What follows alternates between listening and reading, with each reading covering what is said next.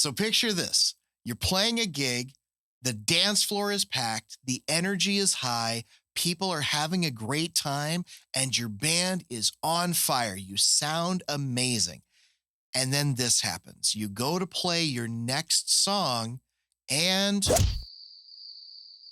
your instrument produces no sound at all. Silence. This happened to me at my last gig. Welcome to Danny Robertson Music, where we help you be the performer that you are meant to be. I'm Danny Robertson. Thanks for joining me again this week. Now, what would you do if your gear appeared to have failed in the middle of one of your gigs? Today, I want to talk about why any musician who performs on any stage needs to learn to be prepared with a backup plan. So let me start by telling you what actually happened this past weekend. I was playing a wedding gig. As the band that I normally play with, they do a lot of these. So we're very, very familiar with the process of playing weddings. We were on fire that night. The band sounded great. We were playing with a 9-piece band, so 2 singers, a horn line, and the typical musicians you'd see in a live band, like drums, bass, guitar, keyboards like myself, things like that. And the show was going well. And I played the whole first set of the show with my normal keyboard. It's a Yamaha Motif XF7. The keyboard sounded fine, as it usually does. We played through the first set with no issues. Let me show you what it looked like.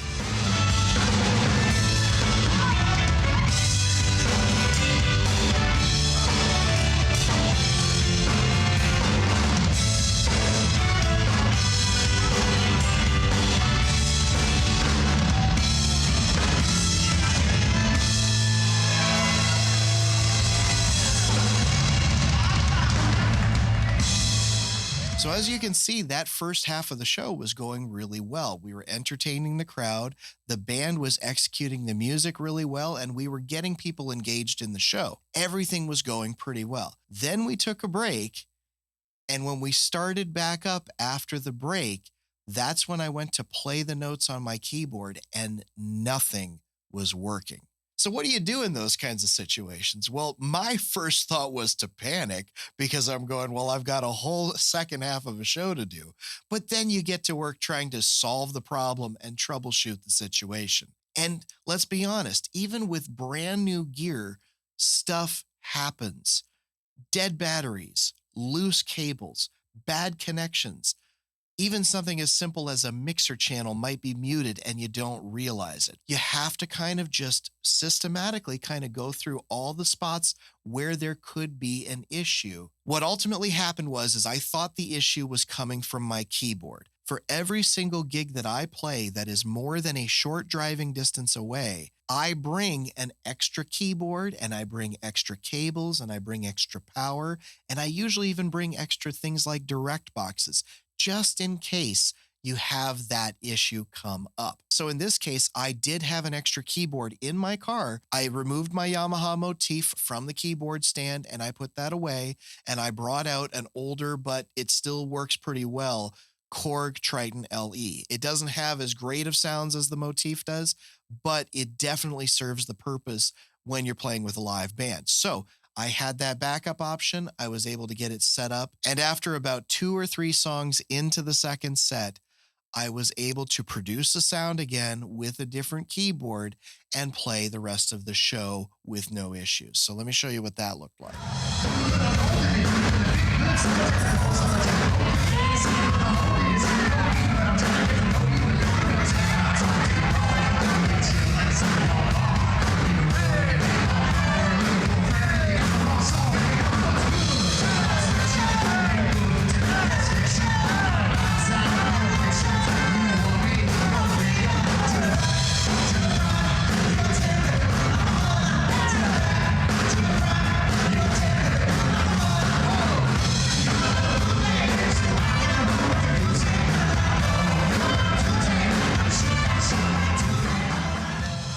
So yes, having that extra keyboard and being able to set it up quickly was able to help me finish the show and produce a good result. We were able to finish the show okay. The audience didn't know the difference. And that's the important part. The thing that you need to understand about being in a professional live performing group is your audience doesn't care when things go wrong.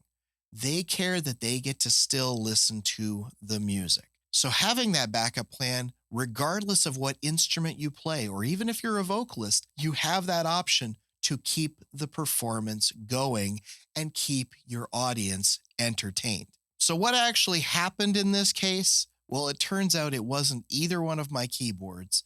It was this little guy right here, my direct box, which basically what I do is I take a cable out of the keyboard, I put it into the input of this thing, and then I take a microphone cable and I take that out and put that into the mixer for the band's live setup. And what happened was is the cable right here, it looked like it was still plugged in, but it was just a tiny bit loose, like somebody had stepped on it and it had pulled it out just a little bit. And that is what caused the lack of producing sound. The good thing that came from this was that a little bit of simple extra prep is what saved me from not being able to perform the rest of the show. You can do this in your own live show. Simple things like extra cables, extra batteries, maybe an extra DI box in case that's not working properly. Definitely an extra instrument, especially if you play electronic ones. Like an acoustic guitar can still make sound if you put a microphone to it, but a keyboard can't produce sound without being plugged in. So if that's not working right, you need to have that backup option readily available. Even things like if you play to backing tracks.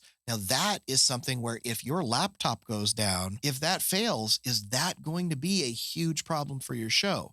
If it is, have a backup option. The important part is that you need to prepare now. You don't want to be in that situation when something goes wrong and you haven't prepared for that backup plan. If you want to be a professional performer, you need to be ready for things like that because, quite frankly, they're going to happen. That kind of preparation will lower your stress level and keep you looking professional in a live performance situation, especially when things go wrong. I won't say that this will happen to you all the time because it really won't. Most of your gigs will probably be fine. You'll have no issues and you won't have to worry about that. But you don't want to be the one that doesn't have a backup plan when an issue happens, okay? Simple prep ahead of time, and that'll give you peace of mind for later on. So at the end of the day, my Yamaha keyboard actually worked completely fine, and it wasn't the keyboard that was the source of the problem that night. It was just a loose connection right at the DI box, but the reason that the gig was actually pulled off was because I came to the gig with a backup plan. And I'd highly suggest that you do the same for your live shows. Don't wait until disaster strikes to try to come up with a plan to fix it. Think about these things ahead of time. Have extras of everything you're going to need just in case. Be ready before it happens. Now, I am curious if any of you have had an issue like this where you've had gear fail during a live performance. I'd love for you to let me know in the comments. Tell me what happened at your situation, and did you have a backup plan, and how did you handle it, whether or not you did. We talk a lot about these kinds of things at my website, Danny Robertson Music, and we dive deeper into big topics like public speaking and how to get gigs and how to be more professional both on and off stage and handling issues like this from the stage. So if you haven't yet, definitely subscribe to our YouTube channel and check us out at DannyRobertsonMusic.com. Beyond that, I hope that your next gig goes absolutely fantastic and you never have to deal with an issue like I dealt with this past weekend. Best of luck to you on that, and we will see you soon. Take care.